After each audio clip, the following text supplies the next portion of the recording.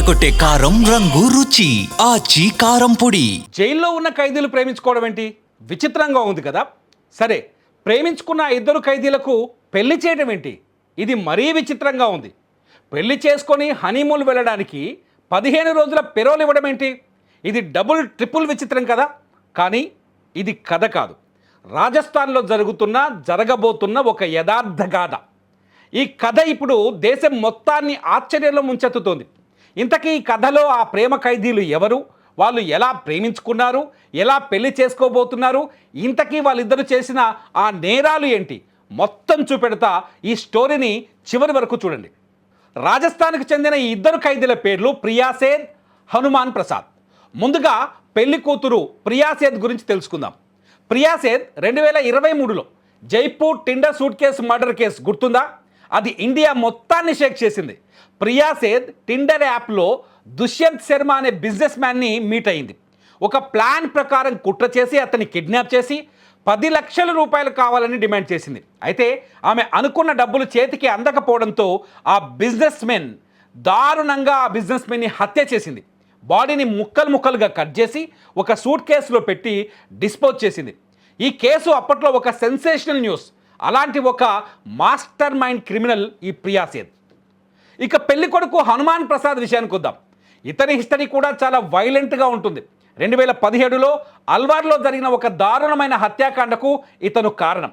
ఒక లేడీతో అఫైర్ వల్ల ఆమె హస్బెండ్, ఆమె 3 పిల్లలు, అలాగే ఆమె మేనకోడల్ని, ఇలా మొత్తం 5గురిని అత్యంత కిరాతకంగా చంపేశాడు. ఈ కేసులో అతనికి లైఫ్ ఇంప్రిజన్మెంట్ పడింది, అంటే జీవిత ఖైదు పడింది. ఇద్దరు కూడా చాలా సీరియస్ క్రైమ్స్లో ఇన్వాల్వ్ అయ్యి జైల్లో ఉన్నారు, అంటే ప్రియాసేద్ అట్లాగే హనుమాన్ ప్రసాద్. అలాంటి ఇద్దరు ఇప్పుడు లవ్లో పడ్డారు అనేది ఎవరు ఊహించని విషయంగా మారిపోయింది. మరి వీళ్ళ లవ్ స్టోరీ ఎక్కడ స్టార్ట్ అయింది అంటే, రాజస్థాన్లోని సంగనేర్ ఓపెన్ ఎయిర్ క్యాంప్ అనే ఒక జైలు రీఫార్మ్ సిస్టమ్ ఉంది. దీన్ని ఓపెన్ జైల్ అంటారు. ఇక్కడ రూల్స్ కొంచెం రిలాక్స్డ్గా ఉంటాయి. ప్రిజనర్స్ డే టైంలో బయటకు వెళ్ళి వర్క్ చేసుకోవచ్చు. ఈవినింగ్ కల్లా జైలుకి తిరిగి రావాలి. ప్రియాసేద్, హనుమాన్ ప్రసాద్ ఇద్దరు ఒక ఏడాది క్రితం ఈ జైలుకి షిఫ్ట్ అయ్యారు. పోలీస్ సోర్సెస్ ప్రకారం గత 6 నెలలుగా వీరి మధ్య అఫైర్ నడుస్తుంది. ఈ ఓపెన్ ఎయిర్ జైల్లో వీరు లివ్ ఇన్ రిలేషన్షిప్లో కూడా ఉన్నారని టాక్ ఉంది. ఆఖరికి వీళ్ళు పెళ్లి చేసుకోవాలని డిసైడ్ అయ్యి కోర్టుని అప్రోచ్ అయ్యారు. మ్యారేజ్ చేసుకోవడానికి వీరు పరోల్ అప్లై చేస్తే రాజస్థాన్ హైకోర్టు డైరెక్షన్స్తో డిస్ట్రిక్ట్ పరోల్ అడ్వైజరీ కమిటీ వీరి రిక్వెస్ట్ని అప్రూవ్ చేసింది. 15 రోజుల పరోల్ని గ్రాంట్ చేసింది. బుధవారం రోజు ప్రియాసేద్, హనుమాన్ ప్రసాద్లు జైలు నుంచి బయటకు వచ్చారు. వీరి పెళ్లి అల్వార్ జిల్లాలోని హనుమాన్ నేటివ్ ప్లేస్ బరోడామేవ్లో జరగబోతోంది. ఈ పెళ్లి న్యూస్ ఇప్పుడు సోషల్ మీడియాలో హాట్ టాపిక్గా మారింది. కానీ ఈ డెసిషన్ మీద చాలా వివాదాలు తలెత్తుతున్నాయి. ముఖ్యంగా ప్రియాసేద్ వల్ల మర్డర్ అయిన దుష్యంత్ శర్మ ఫ్యామిలీ లీగల్గా ఫైట్ చేస్తుంది.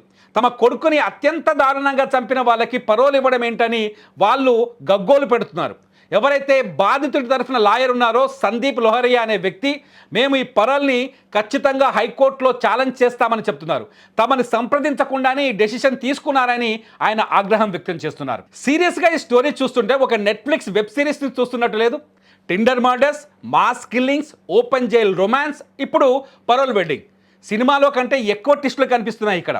జైలు అధికారులు మాత్రం రూల్స్ ప్రకారమే పెరోల్ ఇచ్చామని చెప్తున్నారు. ఖైదీలకు కూడా బేసిక్ రైట్స్ ఉంటాయని, చట్టం ప్రకారమే స్టెప్ తీసుకున్నామని వాళ్ళు చెప్పుకొస్తున్నారు. చట్టం ఏం చెబుతున్నా ఈ జైలు ప్రేమికుల రొమాన్స్ ఇప్పుడు దేశం మొత్తం చర్చించుకునే విషయంగా మారింది.